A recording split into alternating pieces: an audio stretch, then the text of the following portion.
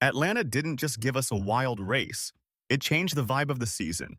Because on track, we got an ending so chaotic, it felt like the whole field was one bad shove away from disaster, and one driver just kicked the door open on a potentially historic start. But off track, the garage noise got nasty fast. People are throwing around the word cheating, and when that word hits NASCAR, it's never just gossip. It becomes a reputation war. And then Denny Hamlin jumped into it. And let's just say he didn't exactly calm anybody down. Stick with me because the race finish is insane, the tension after is even worse, and yeah, this is only half the story. If you're a real NASCAR fan who lives for stage strategy, pit cycle mind games, and rivalries that carry over for months, you belong here on our channel. Hit like, subscribe, and let's run this community up to 3,000 subs. All right, back to Atlanta. Atlanta right now is a track that looks like a super speedway, races like a super speedway, and punishes you like a super speedway. The pack is tight, the lanes are fragile, and dirty air makes even the best car look stuck. If you choose the wrong line for 2 seconds. Stage 1 started with that familiar feeling. Everyone's probing. Nobody wants to be the first guy to make the dumb move. But here's the trap at Atlanta. If you wait too long, you're the one getting swallowed. So drivers start side drafting early, cutting runs short, and trying to control the lanes like it's chess at 190. And then the end of the stage got ugly. You know how it goes. Last lap urgency. The line compresses. One car thinks he's clear, another car is still there, and suddenly the whole field is reacting at once. A caution at the wrong time in a stage doesn't just ruin one moment. It changes how everyone races you. Quick reset because this is key. Atlanta isn't just about speed, it's about trust. Who will push you? Who will leave you hanging? Who will take the air off your nose and ruin your run on purpose? And stage 2 is where that trust started breaking. The middle part of this race was basically teams trying to build alliances on the fly, Toyotas linking up, Chevys trying to organize, Fords looking for numbers. And every time it starts to form, another caution hits and resets the whole social order. Then right around the stage 2 ending stretch, we got more chaos. Cars getting hooked into the wall, guys getting collected with nowhere to go, and suddenly it's not who's the fastest. It's who still has a clean car and a clean brain. Because mentally, this kind of race drains you. You're holding your breath every lap, waiting for the big one, and you're making split-second decisions that can win you the race or end your day. Now stage 3. This is where Atlanta turned from intense to absolutely ruthless. Pit strategy starts to matter more because cautions are unpredictable and track position becomes everything on restarts. And the pit cycle choices were brutal. Do you take 2 tires to protect position? Do you take 4 because tire wear still matters when the runs get longer? Do you short pit and hope it stays green? Or do you stay out and pray you don't get freight trained in 3-wide traffic? And that's when one name started popping up in every conversation. Carson Hocevar. Rookie aggression is one thing. But Atlanta is where aggression gets judged like a courtroom. Because when you make a move that affects playoff-level veterans, nobody shrugs it off. Hold up, this detail matters. Late in the race, Hocevar gets tied into incidents that have the garage looking at him like, okay, are you racing for a win? Or are you just throwing grenades? There was contact. There were consequences. And suddenly you could feel that simmering payback energy building, even if nobody says it out loud. And then we get to overtime. This is where the whole race becomes a single moment. Green-white checkered pressure is different pressure. It's not about saving your stuff anymore. It's about one lane, one push, one block, one gap, and the gap either exists or it doesn't. On the first overtime restart, Hocevar goes for a shrinking opening, and it turns into the defining flashpoint of the night. Christopher Bell gets shoved into the wall, and just like that, one of the strongest cars is basically taken out of controlling the finish. Now, NASCAR doesn't throw a flag for "that felt bad." They police rules, and in pack racing, policing intent is messy. So the result stands, the field regroups, and the temperature goes up another 10 degrees. Because half the fan base is screaming, that's hard racing. And the other half is screaming, that's exactly how you get somebody hurt and exactly how you get paid back. Acha, quick reset. At this point, the race isn't just a race. It's a reputation test. Now here's the other twist people can't ignore. Tyler Reddick closes the deal. In the middle of all this madness in double overtime, he finds the right lane, the right push, the right moment, and he wins Atlanta. And that's not just a win, that's back-to-back wins to start the season. That's the kind of thing that changes how the entire garage races you for the next month.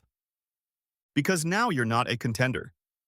Now you're the problem everybody has to solve. And Denny Hamlin, he survives, he's in the mix late, but the bigger story isn't where he finished. It's what happened after. Because after Atlanta, the conversation wasn't just about a restart or a wreck, it turned into something nastier. Now let's talk about the cheating scandal part, and we're doing this carefully. First, clear disclaimer. There is no official confirmation that anyone cheated in the Atlanta Cup race. Second, disclaimer. There has been no official announcement of a NASCAR investigation tied to the Atlanta result. So why is the garage still buzzing? Because NASCAR is the kind of sport where if performance looks weird, or if emotions are high, the rumors start before the haulers even leave the track. And Atlanta was the perfect storm for that. You had repeated chaos. You had aggressive moves deciding the ending. You had teams and drivers furious, not just disappointed. And you also had pre-race tech issues floating around the weekend, which always adds fuel to fan speculation. So what are people reportedly questioning? Not one magic illegal part, not some movie-style secret button. It's the stuff the garage always whispers about. Aero efficiency and traffic. Corner exit stability when everyone else looks like they're skating.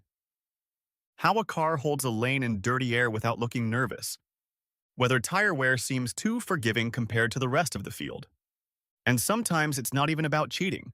Sometimes it's about one team finding a setup window that others can't touch, and the losers don't want to admit they got outworked. That's interpretation number one. Sore loser energy. You get junked in a pack race, you feel like you got robbed, and suddenly every fast car looks suspicious. Interpretation number two is the one NASCAR has to watch. Genuine concern. Because if multiple competitors privately think, okay, this performance is unusual, you can get a domino effect. Teams start asking questions. Then they start quietly pushing NASCAR for clarity. Then the tech garage becomes political. And that's where Denny Hamlin comes in. Because Hamlin didn't just brush the whole thing off like, hey, it's Atlanta, move on. He went after the bigger theme. Accountability. If a driver keeps making high-risk moves that take out contenders, the garage remembers. And if the garage remembers, the next time you're hanging out on a restart needing a push, that push might not come. And here's the scary part for NASCAR. When reckless driving drama and cheating rumors collide in the same week, the sport starts fighting two fires at once. One fire is competition. The other fire is credibility. And credibility is harder to rebuild than a wrecked race car. और यहाँ से बात messy होती है. Because now every good run, every strong restart, every clean pass through the pack, fans are going to look at it and ask, is it legit? Even if it is. This matters because early season momentum is real. Back-to-back wins changes how a team operates. The calls get bolder, the pit crew gets looser, the driver starts racing like the track owes him something. And for the rest of the field, it's pressure, because you're not chasing points anymore. You're chasing confidence. And if you're a driver like Hamlin, who's been in every kind of NASCAR war there is, this is exactly the time you start drawing lines. Not with threats, not with quotes, with how you race people, with who you help, with who you leave out to dry. And Hocevar is sitting in the middle of that storm. If he keeps racing like a hurricane, he might steal wins. But he might also create a season-long rivalry web where nobody cuts him a break. Now here are the two futures for the sport. Future 1, everything stays clean. Atlanta becomes the kickoff point of a legendary season storyline. A contender goes on a heater, the racing gets wild, and NASCAR looks like it has the most entertaining product in America.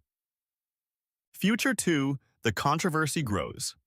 More whispering, more accusations, more unconfirmed tech talk, more fans yelling scandal every time a car looks planted.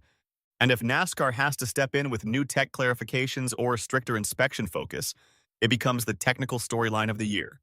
And once that happens, every win gets questioned. Not officially, but emotionally. And that's how rivalries stop being fun and start being personal. Now, I want you to argue in the comments. Was Hocevar's overtime move just hard racing at a packed track? Or was it the kind of move that crosses the line and deserves payback? And do you think the cheating talk is just post-race frustration? Or do you think the garage is genuinely seeing something that NASCAR needs to address? If you're the kind of fan who watches every lap, not just the highlights, you belong here. Hit like, subscribe, and let's get to 3,000 subs. Because after Atlanta, this season isn't just fast, it's tense. And the next time these guys line up with a win on the line, nobody's forgetting what happened.